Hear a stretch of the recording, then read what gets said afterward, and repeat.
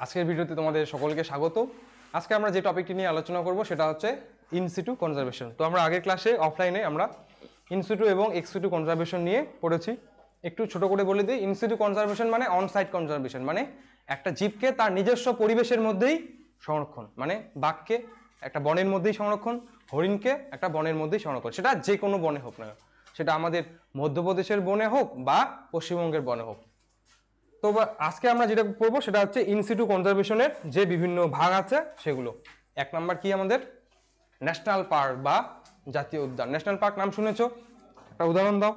Gorumara national park আমাদের বাড়ি থেকে কত দূরে? এখান থেকে 7-8 কিলোমিটার পরেই আমাদের গরুমারা ন্যাশনাল পার্ক। যেটা লাটাগুড়ি ফরেস্ট দেখতে পাও সেটা কিন্তু গরুমারা ন্যাশনাল পার্কেরই একটা পার্ট, ঠিক আছে। ন্যাশনাল পার্ক কাকে বলবো? ন্যাশনাল কথাটা আছে এখানে উল্লেখ। ন্যাশনাল মানে কি? কেন্দ্রের দিকে আমাদের নির্দেশ করছে।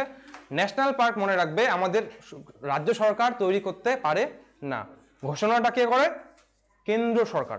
কেন্দ্র সরকার কোনো একটা অঞ্চলকে কি বলতে পারে, এই জায়গাটাকে আমরা ন্যাশনাল পার্ক বলবো, এবং সেখানকার যে আইন কানুনগুলো কেন্দ্র সরকারের নীতি দ্বারা পরিচালিত হবে, কিন্তু সেটা রেগুলেশন কে করবে?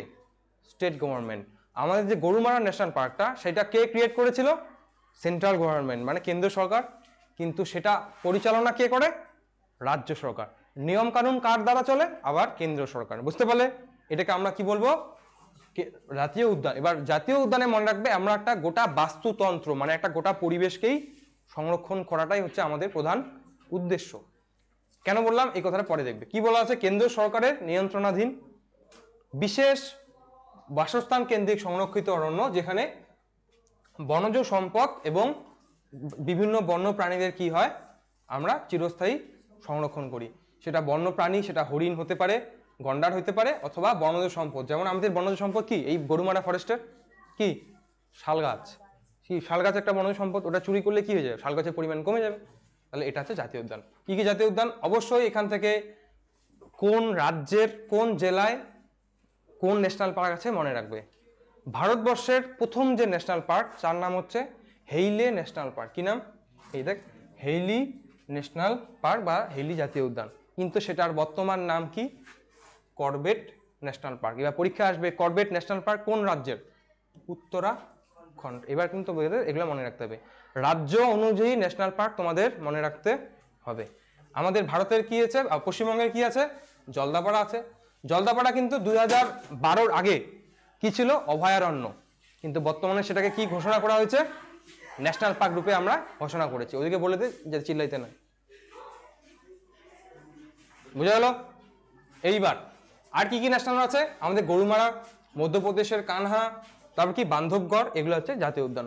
তোমরা দুটা তোমাদের বই আছে, সাতরা আর একটা কি প্রান্তিক, যতগুলা ন্যাশনাল পার্ক আছে দুটাতে পাবা, এক জায়গায় নোট করে রাখবে। এটা প্রান্তিক থেকে নেওয়া হয়েছে। তোমরা সাতরা এবং প্রান্তিক যতগুলা নাম পাওয়া ততগুলা লিখে রাখবে, ঠিক আছে।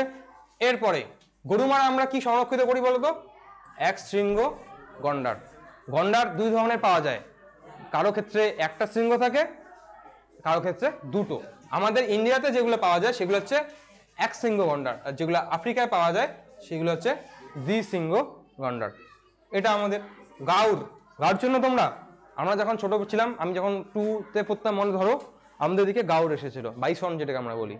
বাইসন ভারতবর্ষে পাওয়া যায় না, যেটা আমরা ভারতবর্ষে দেখতে পাই আফ্রিকায় পাওয়া যায়, সেটাকে বলি গাউর। এই যে এরকম দেখতে 4টা বাইসন আসছিল আমাদের বাড়ি পাশ দিয়ে, যখন আমি 2-এ পড়ি হতো তখন আসছিল।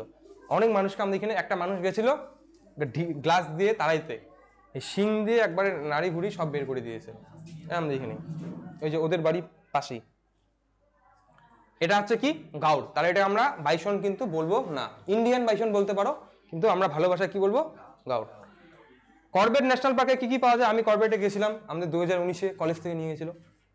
বাঘ দেখতে পাওয়া যায়, কি কি? হাতি দেখতে পাওয়া যায়, হরিণ তোমরা চেনো, এটা নীলগাই তোমরা চেনো না, এই যে এটা হচ্ছে নীলগাই, যার একটা নাম নীল গাই, মানে ওই গরুর দুধ দেওয়া গাই না, কিন্তু এই জীবটারই নাম হচ্ছে নীলগাই। এবার শুকর তোমরা জানো, বন্য শুকর।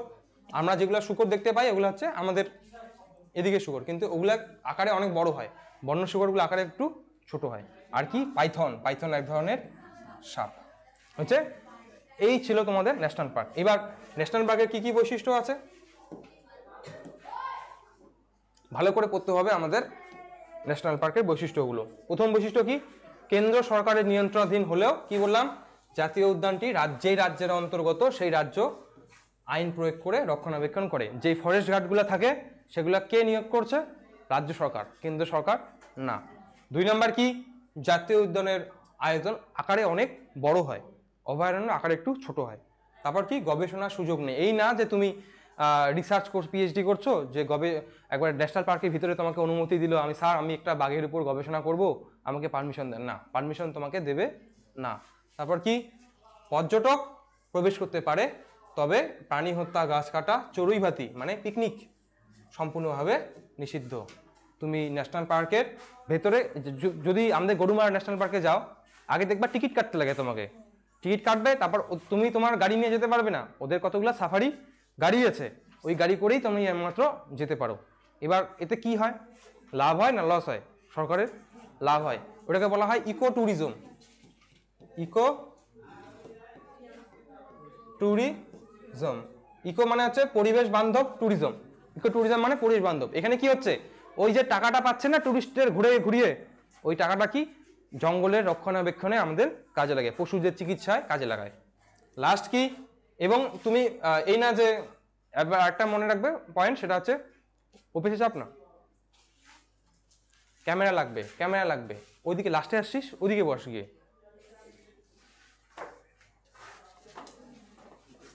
এদের বসা নিয়েও এখন সমস্যা।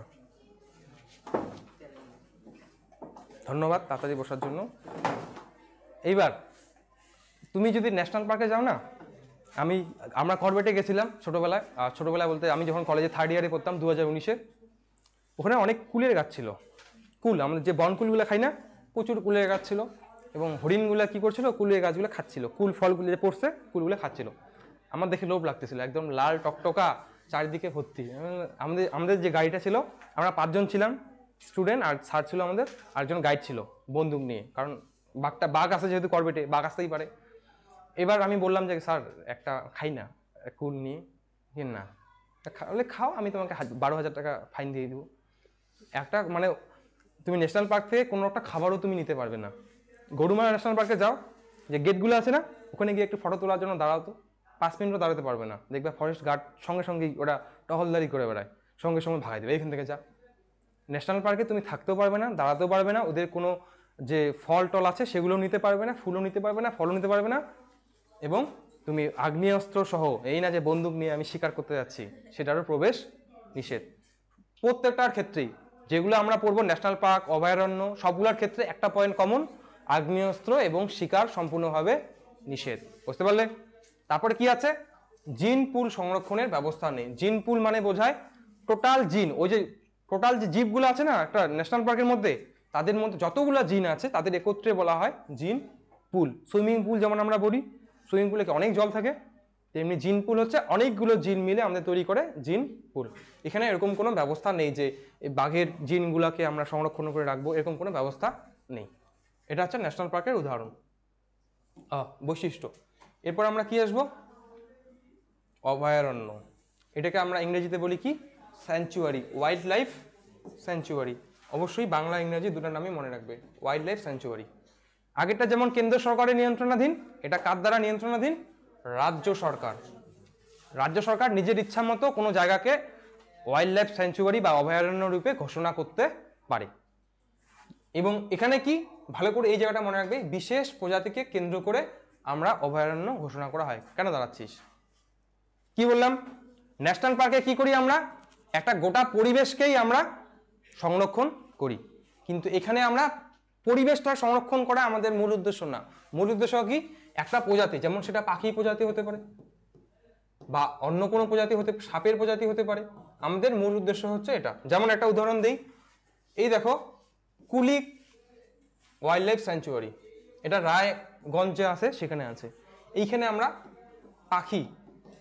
পাখিদের সংরক্ষণ করি, এটা হচ্ছে কুলিক স্যাঞ্চুয়ারির একটা উদাহরণ। এই দেখো এখানে কোনো কিছু দেখতে পাচ্ছ, মানে আমাদের মূল উদ্দেশ্য হলো কোন গাছ মরে যাচ্ছে যাক, কোন পাখি কোন উদ্ভিদ মরে যাচ্ছে যাক, আমাদের মেন উদ্দেশ্য হলো এই পাখিগুলোকে আমাদের সংরক্ষণ করা। বুঝা গেল? তাহলে এটা কি প্রজাতি কেন্দ্রিক। এবং এবার তুমি যদি পাখিটাকে সংরক্ষণ করতে চাও সেই পরিবেশটাকে কি সংরক্ষণ করতেই হবে। এটা হচ্ছে ন্যাশনাল পার্কে আমরা গোটা পরিবেশকে সংরক্ষণ করাই আমাদের মূল উদ্দেশ্য। স্যাংচুয়ারিতে একটা প্রজাতিকে কেন্দ্র করে সমস্ত পরিবেশটাকে সংরক্ষণ করা হচ্ছে মূল উদ্দেশ্য। নেক্সট আর কি, এবার উদাহরণগুলো ভালো করে মনে রাখবে। কি কি বললাম?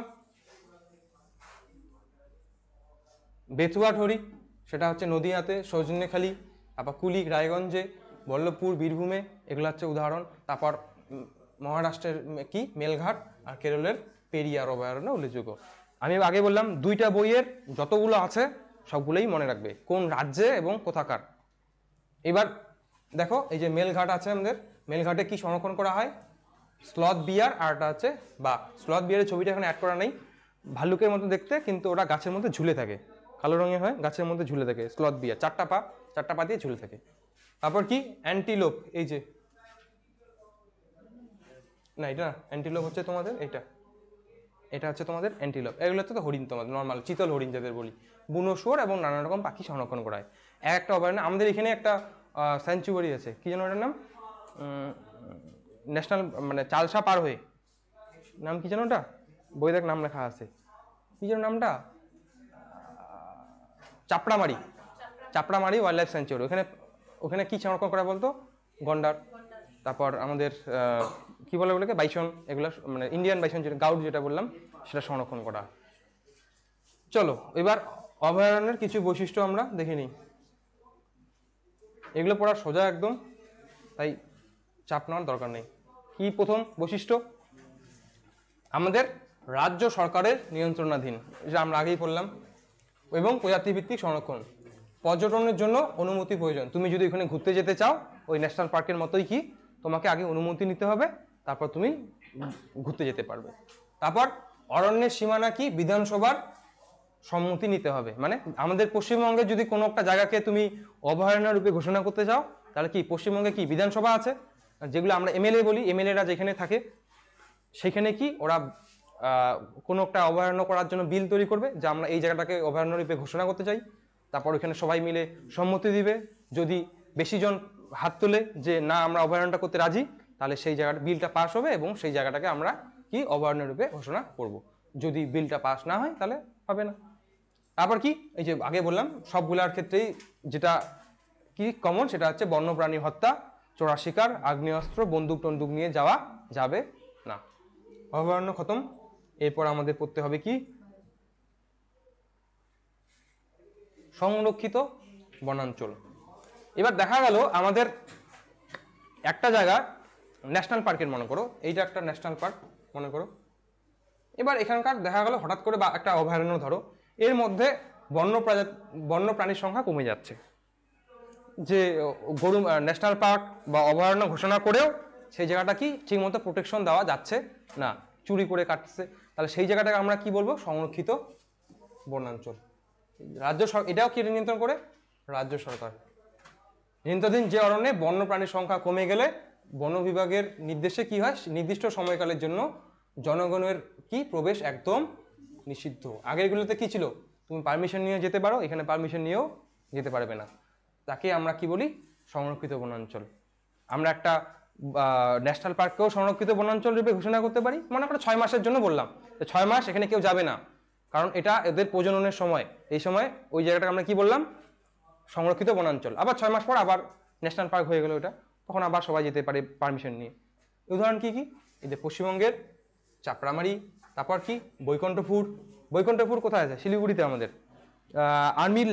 আর্মির র্যালি হয় বৈকুণ্ঠপুরে, যে দৌড় হয় না, ওটাকে কি যেন জায়গাটার নাম, জায়গাটার নাম আছে একটা বৈকুণ্ঠপুরের ওখানে আমরা গিয়েছিলাম। এবার গেছিলাম আমি দৌড়াতে 2017-তে, ওখানে গিয়ে দেখছি হাতি বের হচ্ছে সকাল ভোরে ভোরে, বৈকুণ্ঠপুর। তারপর কর্ণাটকের হনুমান সাগর, কেরলের কি সোলাওর, গুজরাটের গির, এখানে কি সংরক্ষণ করা হয়? সিংহ। ভারতের একমাত্র জায়গা যেখানে আমরা কি পাই? সিংহ পাই। বাঘ আর সিংহ কি আলাদা নাকি? না বাঘগুলো বুড়া হয়ে সিংহ হয়? আলাদা, দুটা কিন্তু আলাদা প্রজাতি। হ্যাঁ, এবার যেগুলো ছেলে সিংহ তাদের কেশর থাকে, আর যাদের থাকে মানে গলার থাকে না বড় বড় লোমগুলো, আর যারা মেয়ে তাদের থাকে না। এবার সংরক্ষিত প্রাণী কি দেখ, এই যে চাপড়ামারিতে কি পাওয়া যায়, ইন্ডিয়ান বাইসন পাওয়া যায়, একশৃঙ্গ গন্ডার, তারপর হাতি, লেপার্ড। লেপার্ড হচ্ছে যেটাকে তোমরা চিতাবাঘ বলো, চিতাবাঘ সেটা না, সেটা হচ্ছে লেপার্ড, আমাদের দিকে যেটা পাওয়া যায়। আর শোলাগড়ে কি পাওয়া, কি শোলাগড়ে কি পাওয়া যায়, হাতি, সম্বর হরিণ, আর এটা হচ্ছে বাঘ। এই হচ্ছে তোমাদের সংরক্ষিত বনাঞ্চল। এবার এরও কিছু বৈশিষ্ট্য আছে, সেগুলো আমাদের জানতে হবে। কি কি বৈশিষ্ট্য? প্রথমে হচ্ছে আয়তনে ছোট। আগেরটা ছিল যেমন আয়তনে অনেক বড়, সবচেয়ে বড় হচ্ছে তোমাদের ন্যাশনাল পার্ক, তার থেকে একটু ছোট কি অভয়ারণ্য, আর সংরক্ষিত বনাঞ্চল তার থেকেও ছোট। এই যে বন্যপ্রাণীরা জন্ম থেকে এক স্বাভাবিক মৃত্যু পর্যন্ত নির্ভয়ে বসবাস করতে পারে। যেহেতু পর্যটন একদম নিষিদ্ধ, কেউ যেতেও পারবে না, তাহলে কি তারা ভালোভাবে থাকতে পারে, কোনো ভয় নেই। তারপর কি বনজ উদ্ভিদ ও প্রাণী বাস্তুতন্ত্র সংরক্ষিত। বাস্তুতন্ত্র মানে গোটা পরিবেশটা সংরক্ষিত হয়। তারপর পর্যটক প্রবেশ করতে পারে না, এটা এমসিকিউ এর জন্য ভালো করে পড়বে, নিচের কোনটিতে পর্যটক নিষেধ। এরপর আমরা পড়ব বায়োস্ফিয়ার রিজার্ভ। এইবার ইউনেস্কো, এটার পুরো নাম জানবে। ইউনেস্কো কি জিনিস? United Nation educational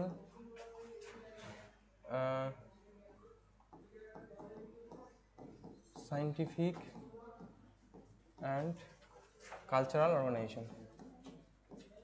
cultural Organization, এটা হচ্ছে তোমার ইউনেস্কোর পুরো নাম।